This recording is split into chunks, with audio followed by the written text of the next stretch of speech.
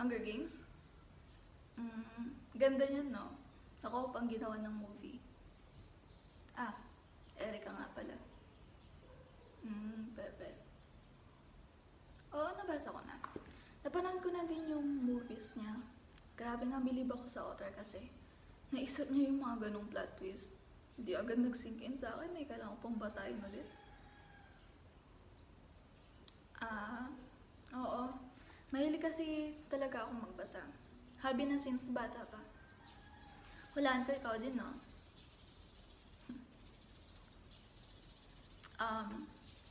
By the way, nagbabasa ka din ba ng gawa ng local authors? Kasi ngayon, ang dami ng Filipino writers na nananalo ng award sa mga gawa nilang books, tapos nare-recognize pa internationally. Totoo? Hindi siya familiar pero basahin ko din gawa niya. Ano ba suggestion mo? Okay, sige. Hanapin ko yun mamaya sa bookstore. Ay, may tanong ako. Nabasa mo na ba yung books ni Dr. Jose Rizal?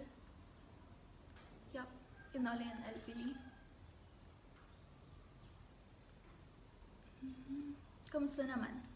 Nagustuhan mo ba? Natapos mo na?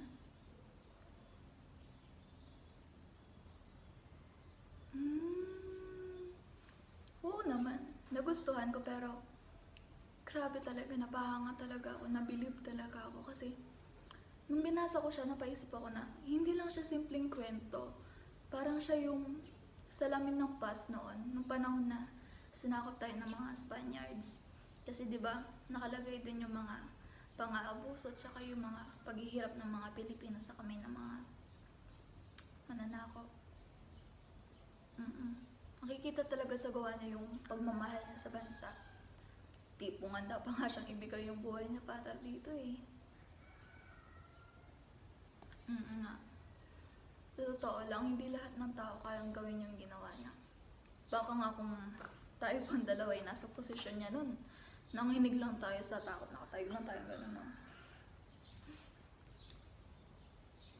Totoo naman. Kasi yung mga libro niya hindi lang para sa mga katulad nating estudyante. Kumbaga, yung books na kailangan talagang basahin kasi may mga aral talaga. Kumbaga timeless, ganun.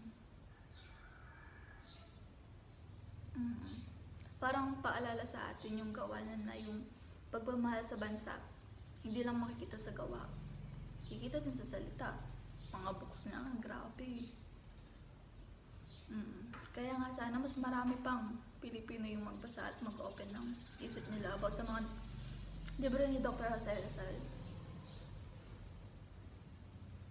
Actually, ayun din yung naisip ko kasi diba, habang alam natin, kung alam natin yung kasaysayan natin, mas ready tayo na harapin yung future natin. Kasi nga, sabi nila diba, ang taong hindi marunong lumingon sa pinanggalingan, hindi makakarating sa paroroonan. So, si Rizal, siya yung nagturo sa atin paano lumingon, diba? Dala natin. Papagalitan tayo.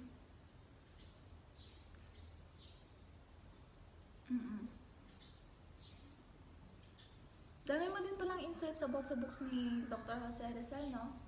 Ngayon lang ako may nakausap kasi about sa mga gawa niya. Sa'yo pala. Same.